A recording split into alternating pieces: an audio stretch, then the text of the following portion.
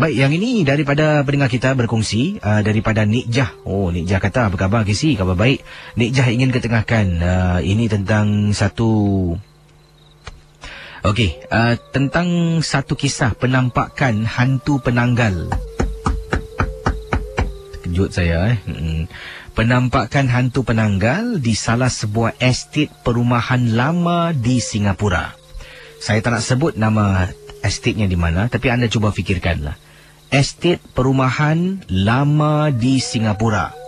Dan rumah-rumah lama ini berdekatan dengan sebuah masjid. Rumah-rumah lama ini berdekatan dengan sebuah, mungkin boleh saya katakan, sekolah private, ya. Rumah-rumah lama ini juga berdekatan dengan sebuah stesen MRT.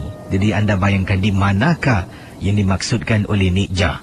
Kata Nik Jah duduk di sana dah hampir 20 tahun. Pengalaman yang tak dapat dilupakan apabila pada waktu malam ternampak seorang sahabat seusia sebaya dengan Nik Jah. Nik Jah waktu itu baru saja balik daripada rumah anak yang tinggal di blok seberang jalan. Tak nak sebut nama tempatnya lah. Kalau sebut nama blok tempat anak tinggal, awak tahu semua mana dia tinggal. Jadi bila Nik Jah nampak balik ini, jalan depan masjid di tepi sekolah privat, dan nak dekat sampai blok Nik Jah ternampak seorang kawan ni, kenalan lah, bukan kawan, kenalan, kata Nik Jah. Ternampak seorang kenalan. Kami seringlah berjalan dan bertembung ataupun bertemu, cuma senyum, angkat tangan dan cuma bertanya khabar macam tu saja, tapi tidak pernahlah duduk bersembang. Tapi malam tersebut Nik Jah ternampak orang yang dimaksudkan Nenek ni.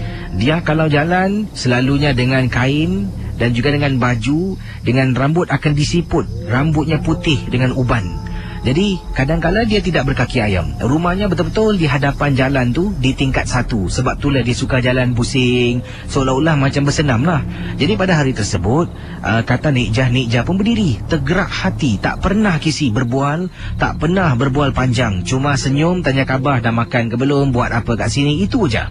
Jadi pada malam tu yang dimaksudkan, Nik Jah kata, Nik Jah ternampaklah makcik ni yang sama, entah macam mana boleh tergerak hati nak duduk berbual. Jadi di depan rumahnya ada sejenis bangku orang main dam. Jadi duduk di sana berbual dengan makcik ni, cakap, tanya khabar dan sebagainya. Bual. Tiba-tiba terdengar bunyi sesuatu yang kuat jatuh dari belakang. Bila pusing terperanjat Kisi, ada satu papan di hadapan sebuah rumah ni jatuh terhempap. Jadi kuat bunyinya sampaikan Nik Jah toleh belakang. Bila toleh belakang, seorang budak perempuan ni keluar. Bila budak ni keluar, angkat papan, Nik Jah tengok, senyum, angkat tangan. Dia pun senyum, dia kena, Cik, apa khabar? Kemudian setelah dia angkat papan tu, dia menghampiri Nik Jah. Dengan perlahan dia jalanlah. Nik Jah ni sedang duduk, sedang berbual dengan makcik di hadapan. Bila budak ni datang dan tanya dia tanya Nik Jah, apa khabar? Oh, Nek baik. Apa khabar? Kamu baik? Baik. Makcik tahu tak, mak saya baru meninggal dunia 2 hari lepas. Bila Nik Jah pusing balik tengok dekat meja yang Nik Jah duduk, terperanjat Kisi. Makcik yang tadi Nik Jah berbual, pertama kali berbual panjang Kisi, hilang dari pandangan. Kemudian Nik Jah tertelan air ludah, tanya dia lagi, Mak kamu meninggal? Bila mak kamu meninggal? 2 hari lepas, Cik.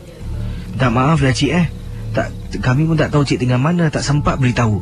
Tak apalah makcik balik dulu terima kasih Cik. Jadi budak tu masuk balik dalam rumahnya. Nik Jah kata Nik Jah pusing jalan Kisi, tak berani sepanjang perjalanan komat kamit mulut bacalah apa yang tahu sampailah ke pintu rumah. Itulah pengalaman yang berlaku Dan bila sampai pintu rumah Kisi yang menakutkan ini tentang penampakan, ini kisah 2 dalam 1. Sampai rumah, Nik Jah pergilah ke dapur. Pergi dapur nak buatlah secawan air. Tengah bancuh air kopi tu, tiba-tiba dekat tingkap dapur dengar bunyi kecip, macam ada benda. Jadi Nik Jah pun tinggalkan cawan, kemudian pergi ke tingkat dapur, jenguk apa benda tu, bunyi lagi kecip. Bila Nik Jah dongak atas, Kisi nampak ada kepala manusia seolah-olah sedang terapung-apung dekat tingkap dapur rumah Nik Jah. Bila ternampak astagfirullahalazim, istighfar berkali-kali, Kisi nak tutup tingkap tak sempat, air pun tak sempat minum, masuk dalam bilik, tidurlah sampai ke pagi. Itulah pengalaman saya. Terima kasih dan juga selamat tengah malam. Tempatnya Kisi di kawasan, tak nak saya sebutkan. Terima kasih. Itu dia Nik Jah tengah jalan. Apa khabar? Selalu macam itulah kadang-kadang kita jiran ni senyum angkat tangan. Jadi entah macam mana Nik Jah kata, tergerak hatilah. Pada hari tu tak pernah berbual panjang, boleh duduk berbual panjang lagi Dia tak beritahulah apa yang dia berbualkan tu. Tapi sedang berbual, tiba-tiba jatuh barang tu, membuat perhatian Nik Jah tumpu pada yang lain tu. Dia pusing belakang, nampak budak ni keluar. Budak angkat tangan, mulalah perbualan Cik, apa khabar? Baik. Kamu apa khabar? Baik. Cik, minta maaf mak saya dah meninggal, Cik, 2 hari lepas. Tadi dia berbual dengan siapa? Dan saya tak nak sebutkan, pernah dikatakan dekat kawasan yang sama, ada seorang makcik ni. Mungkin makcik sama ke, saya tak pastilah. Seorang makcik ni dah memang tua lah, seorang nenek boleh saya katakan. Rambutnya beruban putih dan rambutnya tidak diikat dah, dilepaskan macam tu, direbangkan. Dan dia akan jalan, dia akan tabur kacang hijau.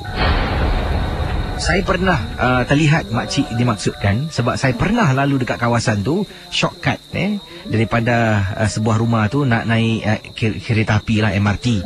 Jadi bila ternampak makcik ni dari jauh, ingatkan dia kasih makan burung ke? Dia jalan, dia pegang kacang hijau ni, dia tabur. Jadi jalan tu, bila saya jalan tu, saya dah mula terpijak-pijak, saya tengok betul-betul kacang hijau. Bila hampir tu, dia tabur kacang hijau, dia tabur. Tak tahulah apa niat makcik tu dalam keadaan sedemikian rupa. Tapi memang menyeramkan. Waktu tu sekitar pukul 10 lebih malam kalau tak silap saya. Makcik tu tabur kacang hijau. Agak-agak anda apa dia kasih makan tu? Burung ke? Burung makan kacang hijau Okey, kita akan ke hujung talian. Dan bagaimana? Anda tahu tak tempat mana yang saya maksudkan? Saya tak nak beritahu anda lah. Cuba anda teka. Estate perumahan lama. Lama sangat berdekatan dengan sebuah masjid, berdekatan dengan sebuah sekolah privat, dan mungkin berdekatan dengan sebuah stesen sebuah stesen kereta api. Dan di manakah yang saya maksudkan? Ada ternampak makcik tabur kacang hijau. Lah banyak pula tu tabur Mungkin nak tumbuh tanam taugi katnya. Mungkin agaknya kacang hijau yang ditaburkan oleh makcik yang saya nampak tu mungkin nak menghalau makhluk yang dipanggil budak toy. Yul. Ada mengatakan makhluk toyol ni, ini saya bacalah kiriman-kiriman yang anda kirimkan pada saya. Tak boleh nampak kacang hijau, pisau lipat, ada juga kulit ketam. Kalau diletakkan di tempat anda simpan wang, kalau dia datang nak mencuri duit anda tu, dia ternampak barang-barang ni, dia akan buat main dan hayal lah. Dan selalunya lazimnya dikatakan toyol akan curi duit dan akan pulang sebelum subuh. Jadi pulang dengan keuangan, dengan duit lah, dengan wang yang dicuri tu. Dan toyol tak boleh ambil semua duitnya, dia akan ambil sedikit macam itulah. Jadi tuan yang kaya, dan bila toyol dah seronok bermain kacang hijau, bila dia pulang tak ada duit, tuan akan menjadi marah. Sejauh mana kebenarannya saya tak pasti, tapi itulah merupakan pendapat pandangan orang-orang Melayu kita yang dah berkongsilah dengan dalam kisah-kisah misteri jam 12. Di sini ada kiriman-kiriman yang saya terima ni. Katanya Kisi sekadar ingin berkongsi. Kisi tahu tak bus stop ataupun berhentian bas yang Kisi pernah cakapkan? Apa ni? Yang usang dulu tu dekat dengan Kampung Berih, Old Chua Chu Kang Road, dekat dengan Pusara Aman sudah dibaik pulih. Semak Samun pun dah tak ada. Bus stop tu dah cantik sangat tak tahu masih ada lagi tak orang nak duduk di sana. Yang penting bus stop tu kosong sebelah dalam, bersih macam mana pun dangerous maximum. Ada yang kata, Kisi, adakah betul tempat nama jalan yang nampak nenek tu ni? Ada yang dapat tekan dengan betul. Bagus. Pandai awak ni semua fikir.